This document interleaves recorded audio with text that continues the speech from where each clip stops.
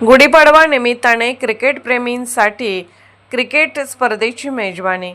आज गुढीपाडवा निमित्ताने cricket प्रेमींकरिता Lal Bahadur Shastri stadium बहाड Dahanu येथे यशस्वी क्रिकेट क्लब तर्फे श्री क्षेक्ष देवकर भंडारी समाज मर्यादित क्रिकेट स्पर्धेचे आयोजन केले आहे। स्पर्धेत डहाणू परिसरातील दिग्गज खेळाडूंनी सहभागी होऊन स्पर्धेला भव्य दिव्य स्वरूप आणले आहे। तसेच परिसरातील क्रिकेट प्रेमी प्रेक्षकांनी स्पर्धेचे सामने पाहण्यासाठी प्रचंड गर्दी केली आहे आणि मैदानात खूपच आनंदाचे वातावरण निर्माण झाले आहे।